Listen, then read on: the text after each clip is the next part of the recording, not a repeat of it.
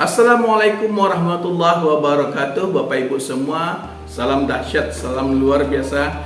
Kali ini saya ingin mencoba membuka gambaran atau pemikiran Bapak Ibu semua tentang banyaknya pertanyaan yang masuk ke kita, yaitu tawaran-tawaran umroh dengan harga yang sangat minim sekali Bapak Ibu. Dan itu di angka 10 juta, bahkan hanya sekitar 13 juta rupiah. Dan itu banyak terjadi di lingkungan kita. Dan tawaran itu benar-benar sangat menggiurkan sekali Bapak Ibu. Nah, video kali ini kita akan coba merasionalkan sebenarnya apa saja hal-hal yang perlu diperhatikan ketika kita memilih umroh, travel umroh yang layak untuk kita pilih dalam perjalanan ini, agar Bapak Ibu sendiri sebagai jemaah pun nyaman dan kawan-kawan dari pihak travel pun bisa lebih nyaman juga ya untuk mengedukasi jemaah-jemaah tersebut. Nah, yang pertama, banyak paket-paket di luar sana yang harganya senilai harga tiket pesawat Bapak Ibu. Nah, ini sebenarnya tidak masuk akal sekali ya. Kenapa? Karena untuk tiket saat ini ya, tepat untuk di tahun 2022 ini, harga tiket itu di angka 13.700.000 rupiah Bapak Ibu ya. Dan itu kadang ada yang menawarkan dengan harga 10 juta komplit all in. Itu sangat tidak mungkin menurut saya Bapak Ibu, karena dari tiket pun ya itu sudah di angka 13 jutaan. Nah, berarti perlu Bapak Ibu cukup wanti-wanti juga mengenai penawaran-penawaran tersebut. Dan pastikan Bapak Ibu tanya langsung ya, apakah ini nanti ada tambahan atau lain sebagainya. Karena untuk umroh ini bukan urusan cuma tiket pesawat aja Bapak Ibu, tetapi banyak poin-poin yang harus Bapak Ibu pahami juga. Nah, selanjutnya di sini selain tiket pesawat, tentu Bapak Ibu membutuhkan hotel nantinya. Baik itu hotel di Mekah maupun hotel di Madinah Bapak Ibu ya. Nah, hotel tersebut perlu dibayar. Jadi kita tidak bisa nginap di hotel tersebut kalau tidak dibayar Bapak Ibu. Nah, bagaimana kalau kita membayar umrohnya hanya senilai tiket pesawat saja? Terus siapa yang akan membayar hotelnya? Tentu ini jadi buah pemikiran kita juga. Dan seterusnya kita perlu namanya visa Bapak Ibu. Nah, visa di sini dibayar Bapak Ibu ya. Dan terus kita perlu membayar sewa bus ya. Dan nanti ketika pulang pun dapat air zam-zam ya. Terus dapat snack juga Bapak Ibu. Nah, terus handling. Nah, handling ini apa? Handling ini nanti ketika kita mendarat di Arab Saudi, terus kompor ini siapa yang ngangkatnya Bapak Ibu? Nah, supirnya nanti siapa yang ngurusnya? Nah, itu namanya handling Bapak Ibu dan lain sebagainya. Kompor ini diangkat ke sana ke sini dan itu ada orang-orang yang khusus menghandle dalam perjalanan kita, disebut handling, dan itu kita bayar Bapak Ibu ya. Dan seterusnya di Indonesia Anda butuh pembimbing Bapak Ibu ya. Pembimbing di sini baik itu pembimbing mutawif maupun pembimbing ketika Anda manasik, dan manasik pun perlu biaya. Karena bagaimanapun manasik itu perlu adanya ustadz, perlu adanya snack, dan perlu adanya waktu lain sebagainya Bapak Ibu. Dan itu menggunakan biaya lagi. Dan terus perusahaan pun butuh biaya admin kantor Bapak Ibu. Dan perusahaan pun butuh nanti adanya keuntungan sedikit dari jasa menyediakan pelayanan travel umroh tersebut. Jadi saya tidak bisa membayangkan ya dengan harga 10 juta atau di atasnya sedikit itu mampu untuk mengcover semuanya Bapak Ibu, karena itu sudah tidak masuk akal lagi. Nah, itu yang perlu kita ketahui.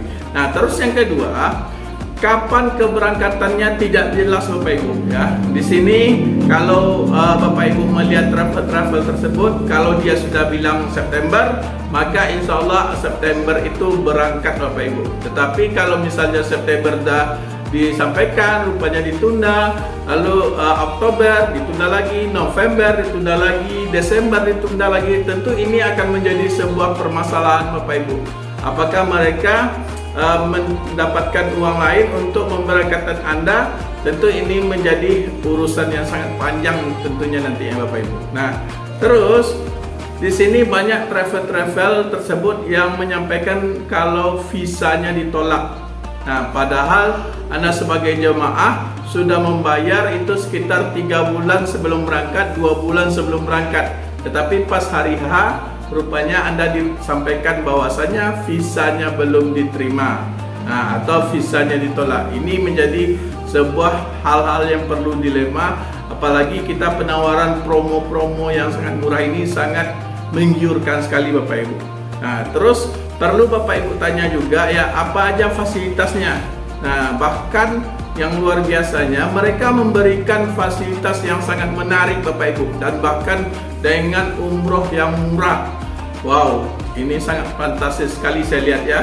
Dan di sini travel tersebut tidak mempunyai kantornya Bapak Ibu, tidak mempunyai kantor PT-nya, dan bahkan tidak ada tulisan PT-nya di depan kantornya. Ini benar-benar menjadi sebuah hal yang sangat kita khawatirkan ketika jemaah telah membayar berniat, rupanya tidak ada kejelasan. Apalagi kalau misalnya perusahaan tersebut setelah kita cek di media sosial tidak ada Bapak Ibu ya, kita klik nama PT-nya tidak ada, terus kita klik itu lihat di Facebook tidak ada juga, lihat di YouTube tidak ada videonya, terus lihat di YouTube lagi tidak ada lagi dokumentasinya. Nah, terus ada TikTok, Instagram dan sebagainya. Nah, kalau sebuah perusahaan tentu mereka sudah mempersiapkan segalanya Bapak Ibu, karena mereka hadir dengan kejujuran, dan kalau sudah jujur, buat apa mereka takut untuk tidak membuat konten-konten yang tentu akan menaikkan brand awareness dari mereka. Nah, ini yang perlu Bapak Ibu canangkan dan perhatikan Bapak Ibu.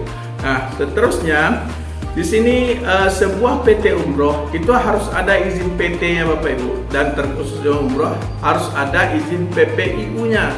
Nah, jadi Anda kalau sudah datang ke kantor pihak travel tersebut, nah nanti akan melihat biasanya di dinding dari kantor tersebut ada izin-izinnya Bapak Ibu. Nah, tinggal Anda memastikan dirinya untuk memilih travel tersebut dalam biro perjalanan travel umroh kita tersebut. Oke. Nah, selanjutnya di sini perlu yang kita hindari Bapak Ibu ya, tawaran-tawaran travel umroh yang berbasis Ponzi Bapak Ibu ya, dengan penawaran harga murah dan nanti berangkat sekian bulan lagi, dan pihak travel tersebut mencari dana yang lain untuk menutupnya Bapak Ibu. Jadi tutup lubang, gali lubang lagi, tutup lubang, gali lubang lagi, dan nanti pada akhirnya akan ada orang-orang yang tidak kesampaian untuk umrohnya Bapak Ibu. Jadi perlu keilmuan juga oleh para jemaah tersebut untuk mencari travel yang benar-benar amanah untuk mengabulkan cita-cita Bapak Ibu untuk umroh yang mabrur tentunya. Oke. Nah, dan tentu hindari adanya investasi bodong Bapak Ibu, karena kita tidak mengetahui bahwasanya tawaran-tawaran itu sangat menarik, sangat murah, dan luar biasanya dengan bonus-bonus yang luar biasa, sehingga nanti kita pun ketika menginginkan keberangkatan kita tidak ada tempatnya Bapak Ibu, dan bahkan itu perusahaannya tidak jelas. Nah, ini yang perlu Bapak Ibu wanti-wanti sebelumnya. Dan yang terakhir perlu Bapak Ibu ketahui siapa orang-orang yang ada di baliknya.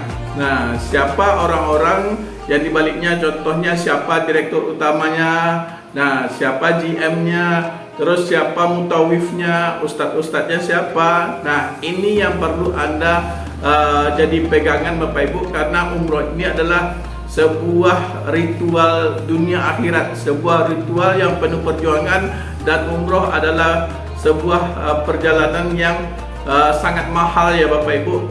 Kalau kita lihat bahwasanya untuk dari kita di sini, dari Abu Bakar Travel, dengan 12 hari itu menghabiskan dana yang cukup luar biasa, yaitu sekitar 29,5 juta rupiah untuk keberangkatan 12 hari. Dan ini tentu dengan finansial yang kuat, dan tentu dengan kekuatan yang kuat, dan tentu dengan kesempatan waktu dan kesehatan kita Bapak Ibu. Nah, itu hal yang perlu Bapak Ibu cermati agar bisa mencari travel umroh yang tentu bisa menjadi pilihan terbaik untuk Bapak Ibu semua. Akhir kata dari saya, Assalamualaikum warahmatullahi wabarakatuh.